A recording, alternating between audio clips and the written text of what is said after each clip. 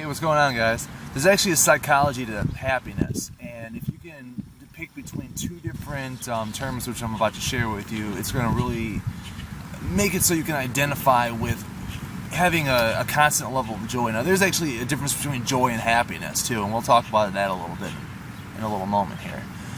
So the first term I want to share with you is hedonia, and that is a term used to talk about the instant gratification or the kind of happiness you get just from momentary things.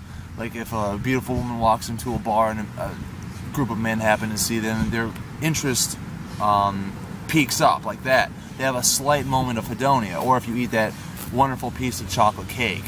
You know, it's these brief things, either the foods you eat, the activities you're engaged with. Even if you're working out just for the day, let's say you haven't worked out for a while and you work out right afterwards when you're just, filled up with endorphins and you're super pumped, that will have a momentary bliss of hedonia. Now, its counterpart is endomonia, or endomonia.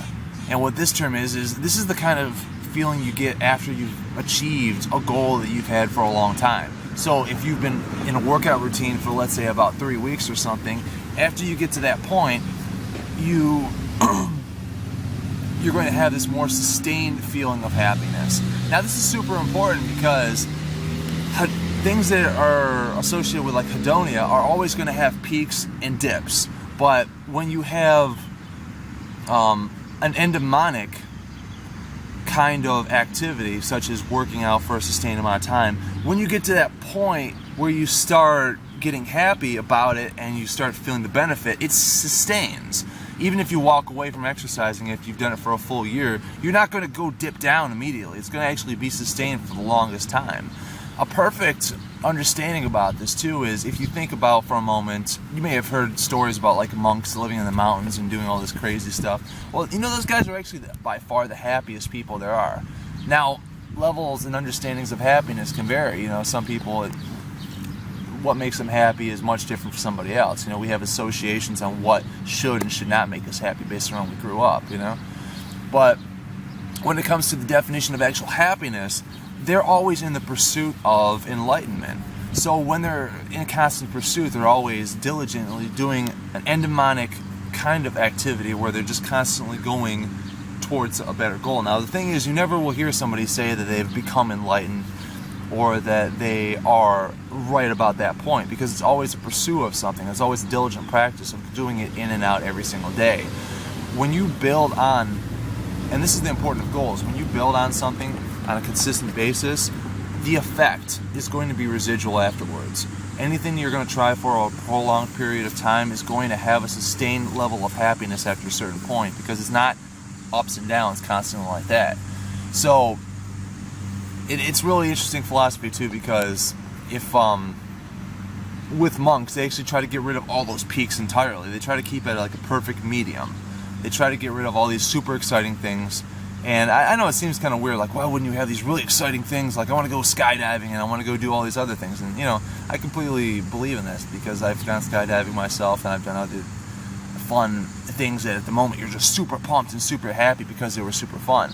But those are also distractions, because, I shouldn't say distractions, live your life, have a great time. But what they are is making it more susceptible for you to have a more significant dip. If somebody says, like, if you've never experienced happiness, then how could you really gauge it against sadness? It's kind of like that. The bigger your dips or the bigger your spikes allows a more impactful dip, kind of like that. So you really want to stay at this kind of joyful level. Now, I was talking about before, the difference between joy and happiness is associated with these things that make us peak up at the top. Joy is a completely different kind of emotion. Joy is a sense of well-being and calmness, contentment with everything as is. And this may not seem exciting by definition or the way I'm explaining it, but if you keep in mind, we decide what makes us happy, or we decide what makes us comfortable. Now, if you're completely content, what does the word content mean? It means you're fine with it. Meaning, if you're fine with it, other people may see it as, wow, that's really boring, or really, just dreadful. Well, that's the thing. You're not determining what's contentful for them. you're playing your own damn video on them, your home movie that you're constantly observing through the world, and you're judging it based around that. But realistically, we can all, at a point, once we get rid of these ideas of what has to be making us happy, and once we can get to this more like level playing field, then we can just reprogram our brains and be content with what we have and be content with everything else. But you know what, I've got one more moment. I know this is a little bit longer than I usually do, but on that same note,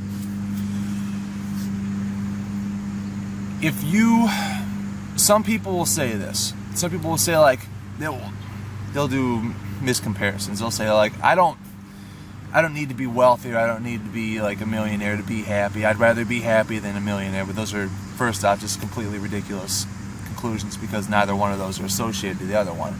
But somebody might say, I'm content where I am right now. They might try to say that at you. They might try to say, I don't need a lot of money because I'm content where I am right now. Here's the tricky part of it. You can't really disregard something that you've never achieved until you've achieved it, pretty much.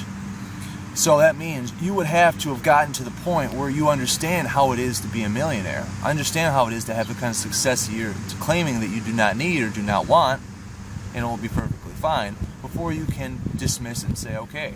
Because until you can say, I've been there, I've done that, you really have no validity in the words, because you do not know how you're going to act. How do you think so many people win the lottery? You know, that game that you have like really, really minute chance of winning, and out of that minute chance, it's just some random guy who bought a ticket, and he didn't prepare for that. That's like a completely moment of hedonia where it just spikes up to the top and then has a huge dip because they just start spending their money left and right, and they don't know what to do with it because they weren't diligently to get up to that point. So